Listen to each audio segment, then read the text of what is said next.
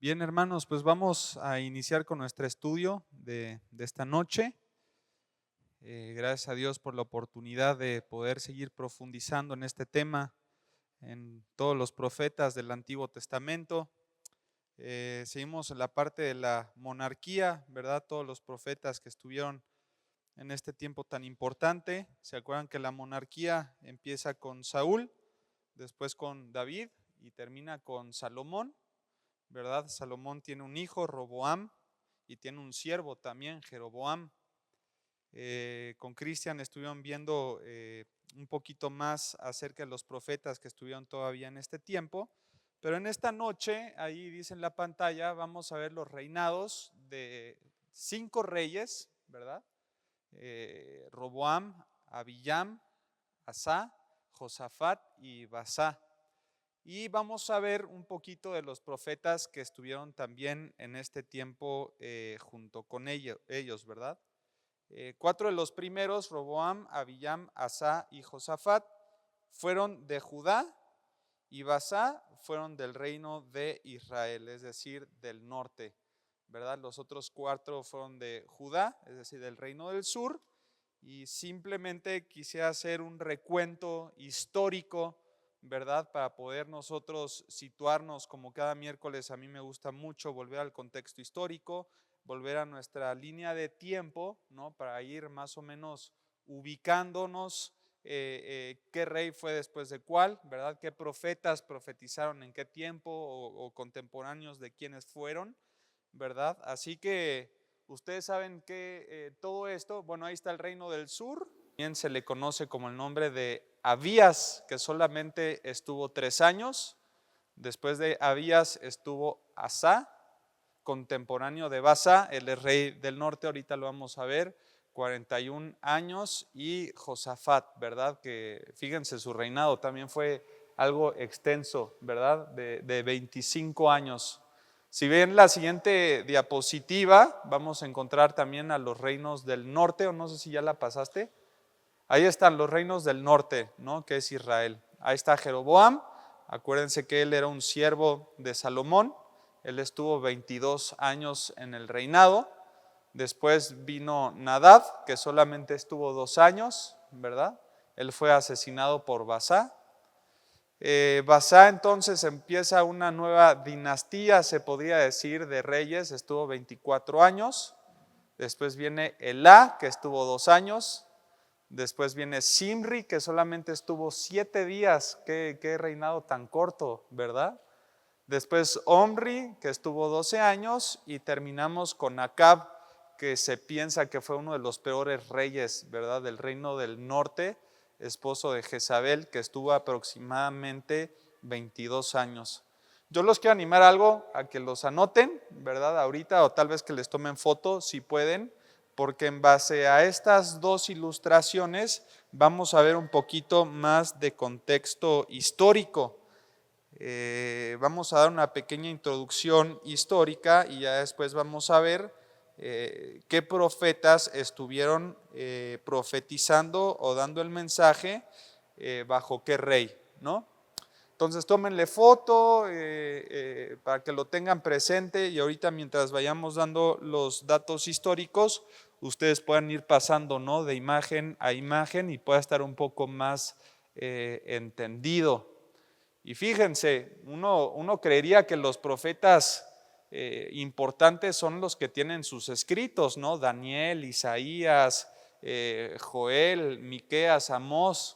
Pero si nos vamos al tiempo de la monarquía y le hacemos un zoom, ¿verdad? Se podría decir, si nos vamos un poquito más a profundidad, nos podemos dar cuenta que existieron otros profetas que fueron muy importantes en este tiempo, pero que tal vez pasan desapercibidos, ¿no? Muchas veces.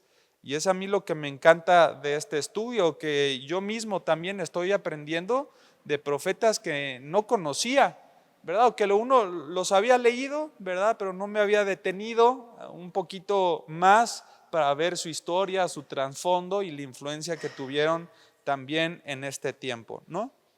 Pero bueno, todo este reinado de Roboam, Abiyam, Asá, Josafat y Basad comienza en una atmósfera totalmente de conflicto, estaban las 10 tribus, ¿verdad? Dice aquí, del norte, que se separaron bajo el gobierno de Roboam. Al comienzo del gobierno de Roboam, vienen 10 tribus, ¿verdad?, de Israel, y le dicen a Roboam, ¿sabes qué? Todos los pagos que nos había puesto tu padre son muy difíciles de hacer, ¿no?, de cumplir, de llevar a cabo. Y yo te proponemos que los quitemos, ¿no? No es necesario tener un yugo tan fuerte dentro de nuestros hombros, vamos a quitarlo. Y Roboam dice, bueno, denme un periodo o un lapso de 3 días, lo voy a pensar, lo voy a consultar y después les voy a dar la respuesta. Pasan los 3 días, la palabra de Dios dice que consulta, ¿verdad?, a algunos ancianos, pero también consulta a algunos jóvenes.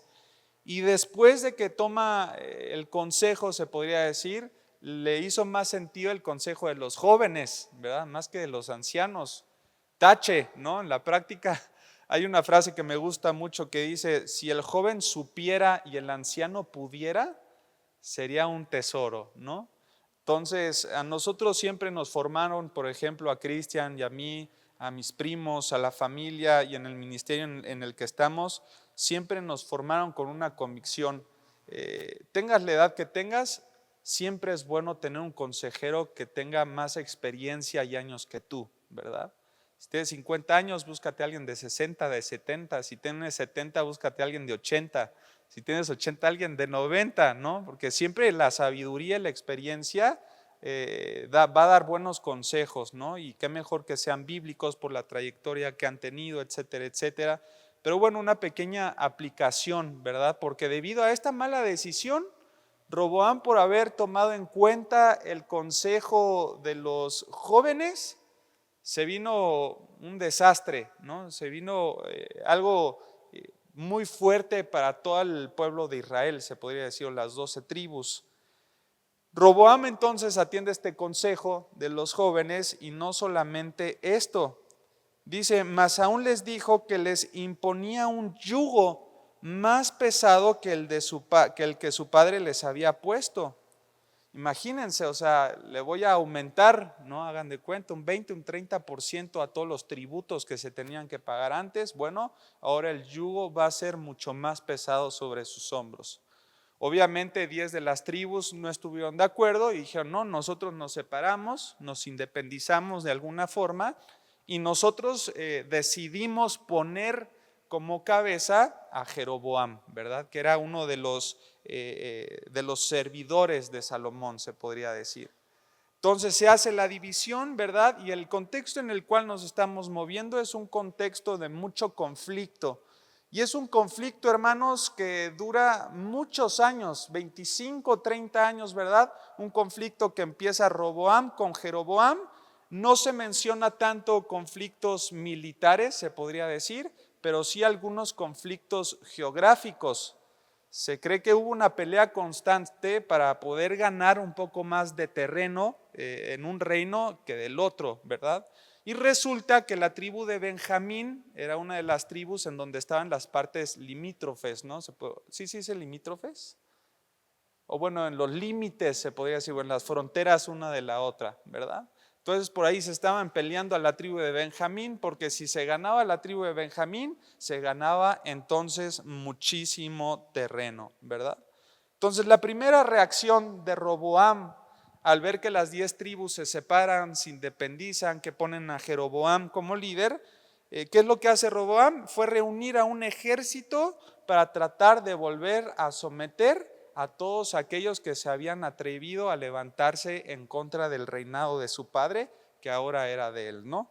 Levanta un ejército muy grande, más al ratito lo vamos a ver con más detenimiento, y cuando él estaba planeando este ataque, ¿verdad?, militar fuerte, se levanta uno de los profetas, ¿verdad?, con un mensaje de parte de Dios y le dice, no, porque esta división o separación que se acaba de hacer, aunque nació con un conflicto humano, al final queda dentro de la soberanía y la providencia de Dios, ¿no? Dios lo estableció de esta manera. Bueno, entonces, ¿qué hace Roboam? Detiene de alguna forma el ataque que iba a hacer. Entonces Roboam, según la historia bíblica que nosotros podemos leer, anduvo en los perversos caminos que había seguido también su padre en los últimos años de su reinado, ¿no?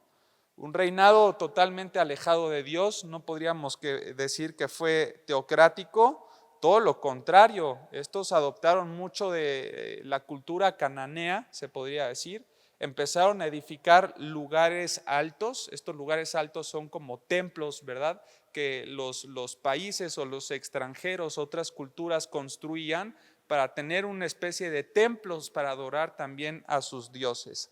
No solamente Roboam edificó lugares altos, sino que también erigió imágenes y mástiles de acera, ¿verdad?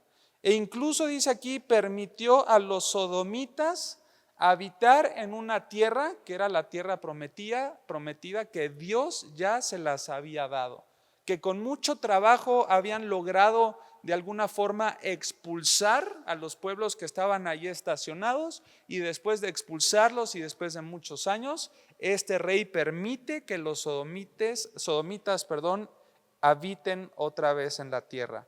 Vámonos a Primera de Reyes, capítulo 14, para leer un poquito acerca de esto. Primera de Reyes, capítulo 14, versículos del 23 al 24. Primera de Reyes 14, del 23 al 24. Dice, porque ellos también se edificaron, fíjate muy bien, bajo el reinado de Roboam.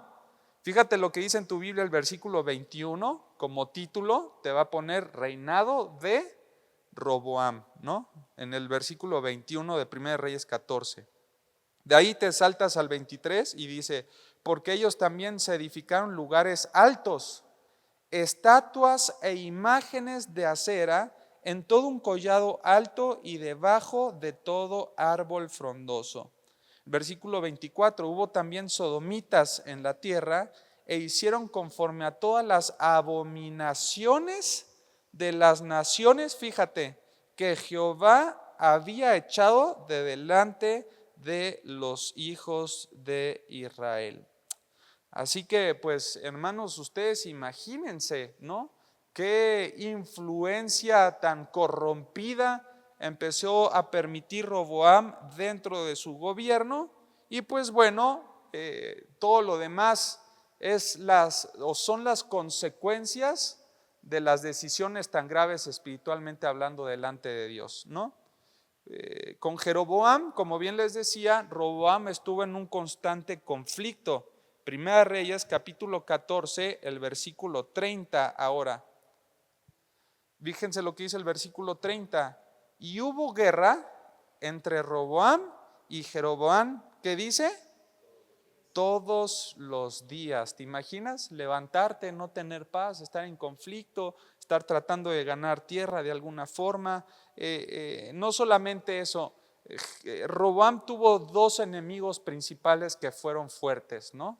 Roboam. Uno fue Jeroboam, que estaba en los límites de su tierra, y otro es Sisac, así se llama uno de los reyes o emperadores del imperio egipcio, ¿verdad? Sisac no quería, era una persona narcisista, si así lo queremos ver, con mucho poder también, y era un rey egipcio que no quería permitir que Israel siguiera creciendo geográficamente, al contrario, él quería conquistar la tierra que había hecho tanto ruido de manera intercontinental, se podría decir, ¿no? La conquista del pueblo hebreo hacia la tierra prometida fue una historia sonada en ese tiempo muchísimo.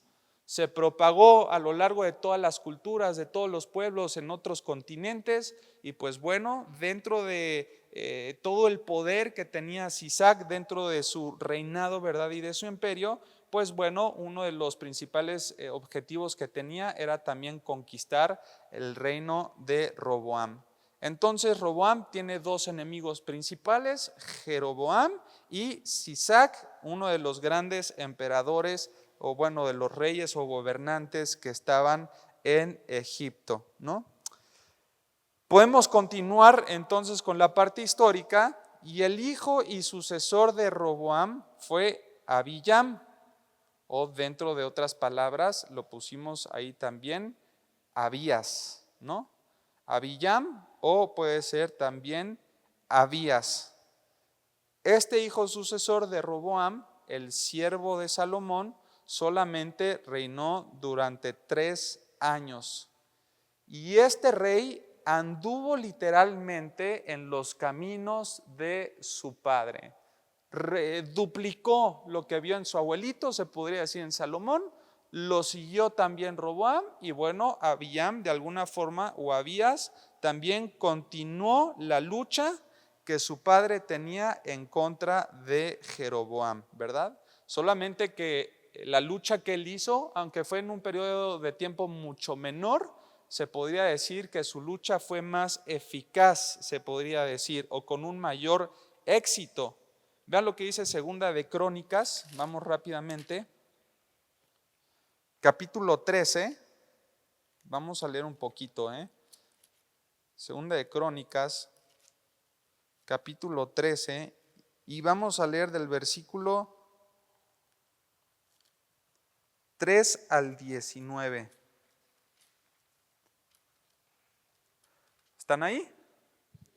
Fíjate, dice la palabra de Dios, reinado de Abías, ¿verdad? Versículo 3. Entonces Abías ordenó batalla con un ejército, fíjate bien, de 400,000 hombres de guerra, valerosos y escogidos. Y después dice, y Jeroboam ordenó batalla contra él con 800,000 hombres escogidos, fuertes y valerosos. ¿Verdad? ¿Se dan cuenta? 2 reyes que se levantan con 2 ejércitos extraordinarios, ¿no? Grandísimos.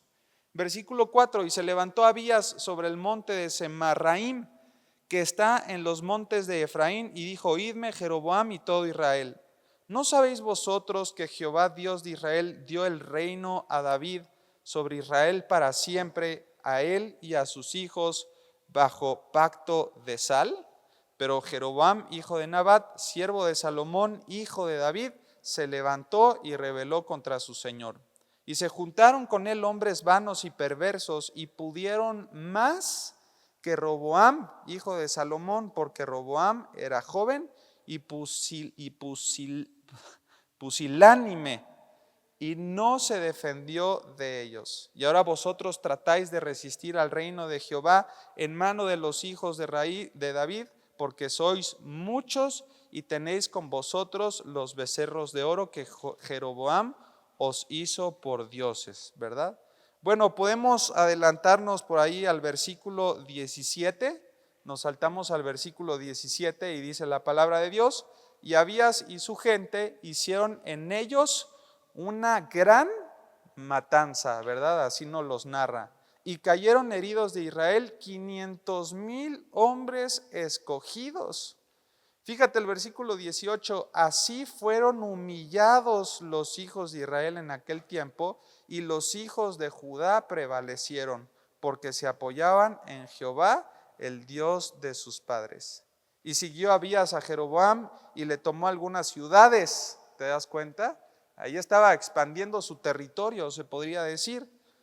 A Betel con sus aldeas, a Gesana con sus aldeas y a Efraín con sus aldeas. Y nunca más tuvo Jeroboam poder en los días de Abías, y Jehová lo hirió. ¿Y qué pasó? Y murió. Versículo 21, pero Abías se hizo más poderoso, tomó 14 mujeres y engendró, fíjate, la dinastía, ¿verdad? Los herederos, ¿no? Ahí por si las flies, diría mi papá. ¿Cuántos dicen ahí? ¿Cuántos hijos tuvo? 22 hijos y 16 hijas. Los demás hechos de Abías, sus caminos y sus dichos están escritos en la historia de ¿quién? De Idó el profeta, ¿no? Ahorita vamos a leer un poquito más de eso. Pero entonces podemos leer que Abías continuó la lucha de su padre Roboam y de alguna forma fue mucho más exitosa, ¿verdad? Que la historia de su padre, ¿no? Después de esto, de su reinado, vemos a su hijo Asa, que es su hijo sucesor. Y Asa dice ahí en nuestra lámina que reinó durante 41 años, ¿no? Y este Asa se podría decir que fue una persona teocrática o temerosa de Dios, ¿no? Fue el primero, dice aquí, de los reyes piadosos del reino del sur, ¿no? Fue el primero, un hombre que verdaderamente tenía temor de Dios, un hombre que recordaba la historia, recordaba la ley escrita, ¿verdad? La Torá de alguna forma, y él fue un rey bueno del reino del sur, ¿no? Y él hizo una tarea muy importante, de hecho fue muy buena. Echó fuera del país a los sodomitas que anteriormente habían dado la bienvenida, ¿no?, a sus tierras. Él dijo: no, no, no, no, no, aquí algo está mal. Echó fuera del país a los sodomitas y a todos los ídolos, ¿verdad? Vámonos a Segunda de Crónicas, aquí mismo en el capítulo 15, el versículo 7, por ejemplo. Fíjate, dice aquí: pero esforzaos vosotros y no desfallezcan vuestras manos, pues hay recompensa. ¿Para qué?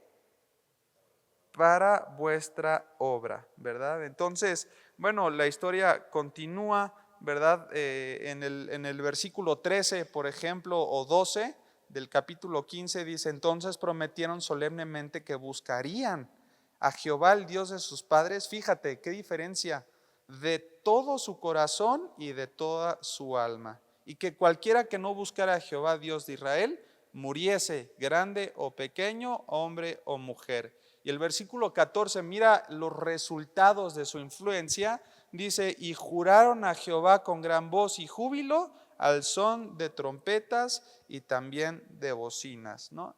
Entonces, una pequeña luz, se podría decir, un resplendor bueno dentro del reino del sur, ¿verdad? Asa fue un rey bueno, un rey teocrático con mucha influencia dentro de los suyos, ¿no?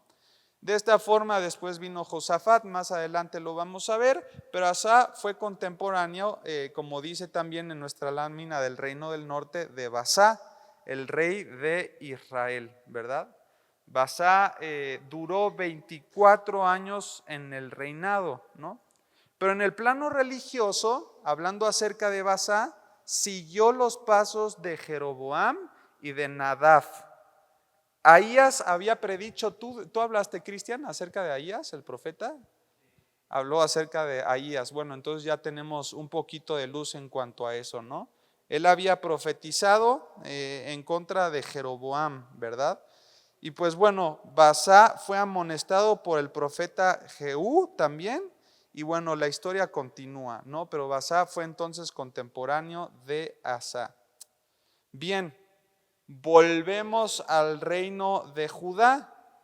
Y el hijo y sucesor de Asa entonces fue Josafat, quien estuvo reinando, dice aquí, 25 años, ¿no? En lo religioso, Josafat hereda toda la parte piadosa de su padre, ¿no? Continúa también los principios espirituales, continúa con el recordatorio de los pactos y las promesas de Dios sobre su pueblo, ¿verdad? Dice aquí: siguió a su padre en lo de barrer del país todo lo relacionado con el culto a Baal. Y este Josafat fue el que quitó la mayor parte de los lugares altos. También fue el que mandó a los levitas y a otros que enseñasen el libro de la ley por todo Judá, ¿verdad? Entonces, teniendo ya como base, se podría decir una vez más, el contexto histórico, los reyes contemporáneos, quiero que juntos veamos al primero de los profetas, se podría decir, que está en la siguiente lámina, que estuvo dentro de este periodo, el profeta Idó, ¿verdad? Está ahí en la filmina. Y fíjate, solo es mencionado 3 veces en el Antiguo Testamento. Por eso les digo que muchas veces a lo mejor pasa desapercibido, ¿no? O tal vez lo leímos así de rápido, pero no profundizamos mucho. Se menciona 3 veces en el Antiguo Testamento y una de ellas está en Segunda de Crónicas. Vamos juntos para leerlo. Segunda de Crónicas, capítulo 9, versículo 29.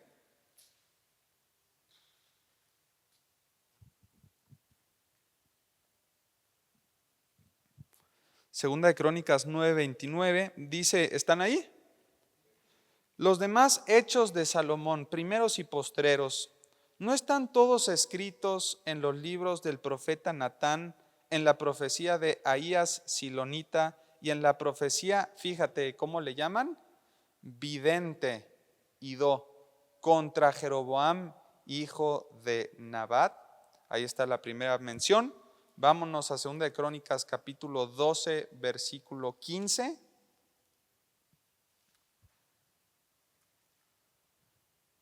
Dice, las cosas de Roboam, primeras y postreras, no están escritas en los libros del profeta Semaías y del vidente, ¿te das cuenta? Idó, en el registro de las familias. Dice, y entre Roboam y Jeroboam hubo entonces una guerra, ¿qué? Una guerra constante, ¿no? Y por último, ahí en el capítulo 13, versículo 22, dice la palabra, ya lo leímos hace rato, los demás hechos de Abías, sus caminos y sus dichos están escritos en la historia de Idó, profeta, ¿no? Entonces, acerca de su obra, como dice ahí en la pantalla, podemos ver 4 partes que son las elementales, ¿no? Aunque sus menciones son muy pocas, podemos ver lo siguiente, ¿no? Registró visiones de alguna forma que él había tenido. En segundo lugar, escribió genealogías también. En tercer lugar, escribió una historia de los hechos y dichos de Abiyam o del rey Abías, que también se le conoce de esa forma. Y en último lugar, escribió, o bueno, dio de parte de Dios mensajes de juicio sobre Jeroboam y su familia, ¿no? Esto podríamos desarrollar acerca de la vida de Idó, ¿no? En el 9:29, en el que vimos ahorita, el primer versículo que leímos, dice la palabra de Dios que registró visiones contra Jeroboam, ¿verdad? Que contenía también información acerca de los hechos de Salomón. En el versículo del capítulo 12, versículo 15, que fue el segundo pasaje que nosotros vimos, se nos dice que escribió un libro de genealogías que incluía detalles históricos también sobre las cosas de Roboam. Y en el 13:22 se indica que escribió una historia. Ahora, esta palabra es muy importante porque es la palabra midrash en el hebreo, que significa comentario, ¿verdad? Escribió más bien o comentó desde una perspectiva no espiritual, se podría decir, y objetiva, acerca de los hechos y dichos de Abías. No fue tanto un relato histórico de las cosas del reinado, más bien fue como un punto de vista espiritual del reinado de Abías, ¿verdad? Así que bueno, de lo que nosotros podemos ver en cuanto a la obra de Idó, dice aquí que vivió en los años en que Jeroboam reinó en el norte, ¿no? Evidentemente fue un profeta entonces que estuvo en los tiempos de Jeroboam mientras estaba reinando desde el norte. Y sus contemporáneos obviamente era Roboam y Abiyam, ¿verdad? Que reinaron en el sur, es decir, en Judá. Fíjate, en el capítulo 9:29 que acabamos de ver y en el capítulo 12:15, la palabra de Dios le dice o le llama el vidente. ¿Se acuerdan de los verbos que vimos o de las palabras de profeta que vimos? ¿Cuáles eran las que se utilizaban? ¿Se acuerdan? ¿Cuáles eran? Sin ver sus anotaciones. No, no es cierto, sí se puede, adelante. Osé, ¿se acuerdan también? Era la última, ¿no? Bueno, aquí cuando le llaman el vidente se está utilizando la palabra hebrea José, ¿no? Osé con H, como lo vimos anteriormente, ¿no? Y en el capítulo 13:22, que también se le hace la tercera mención, se le utiliza el nombre profeta como el epíteto, vidente, ¿no? Que rara vez se utilizaba en el Antiguo Testamento, ¿no? Entonces, en cuanto a su desarrollo, cumplimiento de la profecía, iba más en el sentido de Osé. ¿Se dice Osé Cris o José? ¿José? ¿Como el nombre? Osé, ahí está, porque tiene H, ¿verdad? Como Osé, ¿no? ¿Cuál era la función del Osé? ¿Se acuerdan? Ahí lo tienen escrita. ¿Qué hacía el Osé?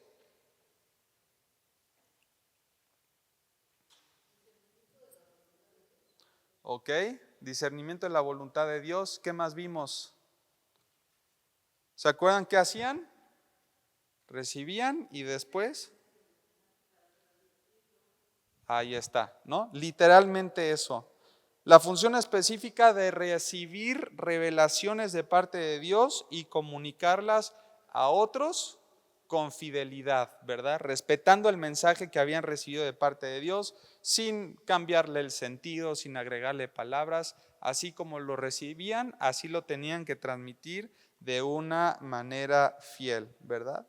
Entonces Dios, con respecto a Idó, comunicó mediante visiones a Idó mensajes que tenían que ver con Jeroboam y con el juicio de Dios que iba a venir tras él por causa de su pecado, ¿no? Y bueno, esto es acerca de la obra de Idó, ¿no? Registró visiones, escribió genealogías, escribió una historia de los hechos y dichos de Abías, que ya vimos que era más como un comentario de su reinado, y por último lugar, mensajes de juicio sobre Jeroboam, ¿no? Y bueno, en segundo lugar, hablando acerca de su persona, pues podemos concluir, ¿verdad?, que él tenía estas tres características, ¿no? En primer lugar, pues era una persona madura espiritualmente, ¿no? Y esta característica se va a mantener a lo largo de todos los profetas que veamos, ¿no?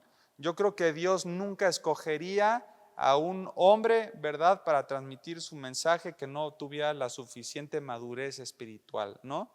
Dice aquí era un hombre piadoso y es uno que más largo tuvo su ministerio dentro del papel que tenía que desarrollar, ¿no? ¿Cómo podemos ver también su madurez espiritual? Bueno, dice acá que fue usado para recibir revelaciones divinas que muy pocas personas la tomarían con el compromiso debido o adecuado, ¿no? En segundo lugar, dice ahí que literalmente era un erudito, ¿no? El hecho de que escribiera 3 registros o 3 libros acerca de varios reyes, ¿verdad? Tanto de Israel, rey del norte, también como de Judá, esto nos anuncia que era una persona preparada, era una persona interesada y con muchos elementos de investigación, ¿no? Era una persona que se movía, ¿no? Era un erudito porque sabía cómo conseguir la información, tener fuentes certeras y poder escribir también de una manera correcta. Y en tercer lugar, obviamente nos habla toda su historia de la capacidad literaria que él tenía, ¿no? Escribió 3 libros y uno de ellos era un comentario, un punto de vista espiritual de todos los hechos, ¿no? Entonces, pues bueno, esto es hablando un poquito acerca de Idó. En segundo lugar, vamos a ver al profeta Semaías. Va a aparecer ahí en las pantallas también, Semaías. Este es contemporáneo, ¿verdad?, los primeros años de Roboam, tras la separación de las 10 tribus. Y este es el famoso profeta que se levantó para detener el ataque de Roboam sobre los demás, ¿verdad?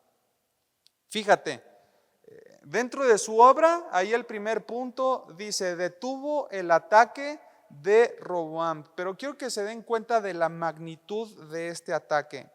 Tras el anuncio de las 10 tribus que se iban a separar y que iban a poner a Jeroboam como líder y rey de sus tribus, este Roboam decide volver a Siquén en Jerusalén con el propósito de reunir un ejército para marchar contra las tribus del norte y acabar con la rebelión. Fíjense, él había conseguido ya reunir 180,000 hombres de Judá y Benjamín. 180,000 hombres. Es decir, en este sentido Roboam estaba decididísimo ya a terminar de alguna forma con la rebelión que se tenía, ¿no? 180,000 hombres seguramente ya con una estrategia militar clara, seguramente con los movimientos militares establecidos, y de la nada se levanta un cuate, ¿verdad? Que está viendo la magnitud de ese ejército que se está teniendo, está viendo a lo mejor la personalidad tan explosiva, ¿no?, y sanguinaria que tiene este rey, y de alguna forma se levanta este profeta, ¿verdad?, y anuncia entonces un mensaje de parte de Dios. ¿Sabes qué, Roboam? Esto que estás haciendo va en contra de la voluntad de Dios, porque la separación es algo que Dios permitió en su soberanía. No hagas nada. Y según la historia bíblica, Roboam hizo caso. ¿Quién sabe qué palabras habrá utilizado?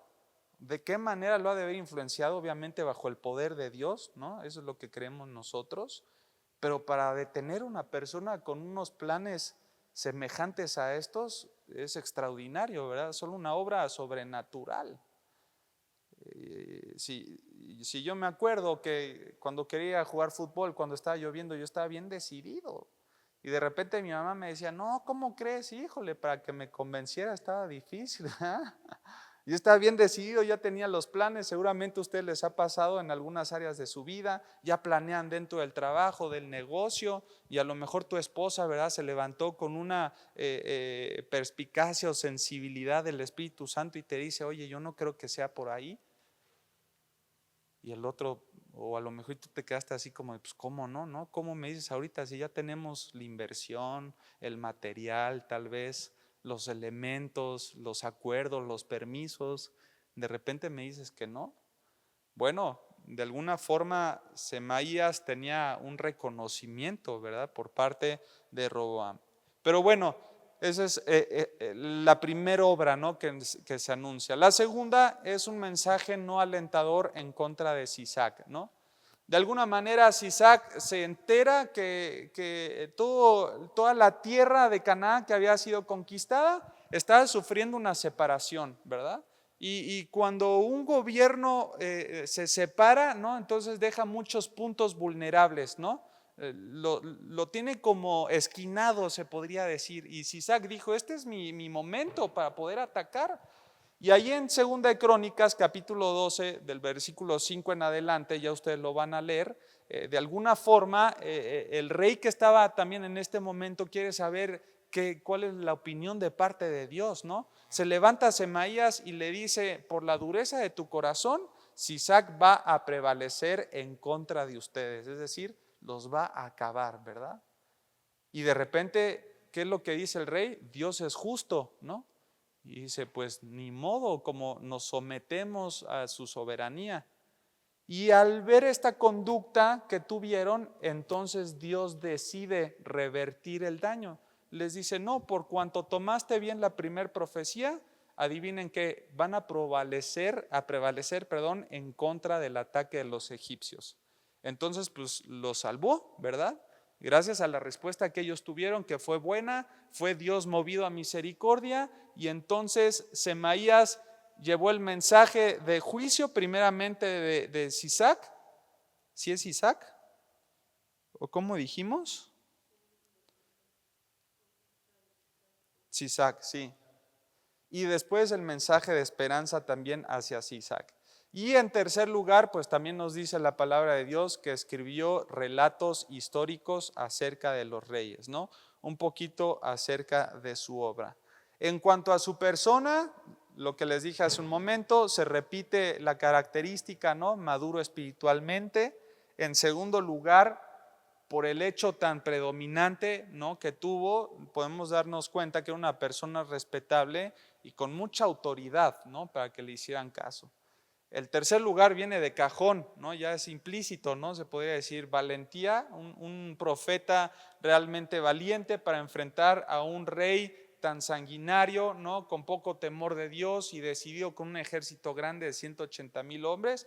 Para hacerle frente se tuvo que haber tenido mucha valentía, ¿no? Y en último lugar, dice también aquí, con una capacidad también literaria, ¿no? Una persona que también tuvo escritos Y ojo, los escritos de Semaías y los escritos de Idó de alguna forma también contribuyen a toda la narración histórica que tenemos en el libro de los Reyes y de Crónicas, ¿no? Se podrían decir que tienen parte de la autoría, ¿verdad?, dentro de la narración histórica. ¿Sí se entiende? ¿Vamos bien? Ok, perfecto. Vamos a terminar ya con el último, ¿verdad? Con el profeta Azarías. Ahí va a aparecer también en la pantalla. Ya es o el tercer profeta que vamos a ver en esta noche. Y él es solamente mencionado una vez en el Antiguo Testamento. Vámonos a 2 de Crónicas, capítulo 15, versículos del 1 en adelante, ¿verdad? Vamos a ver a Azarías. Dice la palabra de Dios: vino el Espíritu de Dios sobre ¿quién? Azarías, hijo de Obed, y salió al encuentro de Asa y le dijo: oídme, Asa y todo Judá y Benjamín, Jehová estará con vosotros si vosotros estuviereis con él, y si le buscareis, será hallado de vosotros, mas si le dejareis, él también nos ¿qué? Nos dejará, ¿verdad? Entonces, fue un profeta contemporáneo del rey, vemos aquí Asa, ¿no? Fue después de la victoria de Asa que viene entonces el mensaje por parte de Azarías, y dijimos que Asa fue un rey ¿qué? ¿Se acuerdan? Fue un rey bueno. ¿Se acuerdan? Que empieza con la limpieza espiritual de todo lo que había hecho Roboam, Salomón y Abías. Asa fue un hombre bueno, ¿verdad? Entonces, realmente la profecía que tenía Azarías en el reino de Asa fueron puros mensajes alentadores, ¿no? Se podría decir que fueron mensajes de mucho ánimo, ¿no? Dice aquí, un mensaje de consuelo y de seguir amonestando o animando al pueblo a seguir fieles a su palabra, ¿no? Realmente fue eso lo que él hizo. No emitió un juicio, no trató de volver el corazón del pueblo, porque ya Asa estaba haciendo un trabajo extraordinario, ¿no? Simplemente fue un profeta que Dios levantó para poder seguir influenciando en la reconstrucción espiritual del pueblo, ¿no? Y esto nos habla acerca de su persona. Se repite la característica, la vamos a estar viendo: maduro espiritualmente, respetable, y en tercer lugar, una persona devota, ¿no? De mucha devoción. Así que, hermanos, a manera de terminar, ¿verdad?, y de concluir en este tiempo, simplemente me gustaría desafiarlos, ¿no?, a que puedan leer detenidamente en casa, ¿verdad?, todos los acontecimientos históricos. Aquí a lo mejor es mucha información, ¿no?, que damos, y eso que a veces no ocupamos todo el capítulo, ¿verdad? Entonces, a lo mejor se necesita un tiempo en casa para sentarse, leer toda la narración histórica y digerir un poquito más toda la información que se da, ¿no? Pero vean la parte espiritual también, ¿no? Las consecuencias tan desastrosas que vienen por parte de malas decisiones de cada uno de los reyes. Un rey que no tenía temor de Dios traía consecuencias desastrosas para su pueblo, ¿no? Y lo mismo pasa dentro de nuestros hogares, hermanos. Por ejemplo, como hombres y cabezas de una familia, siempre se va a repetir el mismo efecto, se podría decir. Si tenemos una casa teocrática en donde todas las decisiones se basen por un temor reverente a Dios, los efectos los vamos a ver en nuestro pueblo, ¿no? En la esposa, en los hijos, en las generaciones, etcétera, etcétera. Pero si como hombres o varones no tenemos un gobierno, se podría decir, ¿no? O bueno, cumpliendo nuestro rol como cabezas de nuestro hogar teocrático, con temor de Dios, ¿verdad?, y pidiendo su guía y su dirección, muchas veces o la mayor parte del tiempo las consecuencias lo vamos a ver también dentro de nuestros hogares, ¿verdad? Entonces, a los hombres presentes simplemente les queremos seguir animando a que tomen los ejemplos de los reyes buenos y se den cuenta que un gobierno así siempre trae bendición para los nuestros, ¿verdad? Y pues bueno, vamos a cerrar con esta pequeña aplicación en nuestras vidas y vamos a darle gracias a Dios por este tiempo. Señor, te damos gracias, Padre, por tu palabra. Gracias, Señor, porque podemos profundizar en las Escrituras y, Señor, realmente ver, Padre, cuando alguien tiene temor de ti, cómo tiene realmente esa persona tu respaldo, Señor, tiene tu bendición, Padre. Gracias, Señor, porque podemos ver el ejemplo de Asa, de Josafat, estos hombres que tuvieron la preocupación de limpiar la idolatría en el corazón de los de su pueblo, Señor, de quitar a los sodomitas, de destruir los templos edificados en los lugares altos, Señor, porque solamente en nuestro corazón puede haber espacio solamente para ti, Dios. El trono de nuestras vidas solamente lo ocupas tú. Señor, yo oro por los varones aquí representados que tienen una familia, Señor, que se sientan desafiados a llevar la misma tarea con los de su casa, Señor. Que bajo tu influencia, Padre, la influencia del Espíritu Santo y de tu palabra, podamos ser sensibles para guiar el corazón de nuestra familia a reconocerte solamente a ti, Dios, como el único Dios vivo y verdadero, y a Jesucristo a quien tú has enviado, Padre. Oro por cada mujer también aquí representada, Dios, cada ayuda idónea que está al lado de su esposo, para que le pueda alentar, Dios, así como veíamos con Azarías que alentaba al pueblo junto con Asá, que las mujeres, Señor, sean también esta parte alentadora, Señor, para poder siempre tener un temor reverente a ti y como prioridad a ti, Señor, en nuestras vidas. Gracias, Padre, porque juntos podemos crecer espiritualmente. Gracias te damos por este tiempo, Señor. Llévanos con bien a nuestras casas. En el nombre de Cristo Jesús te lo pedimos. Amén y amén.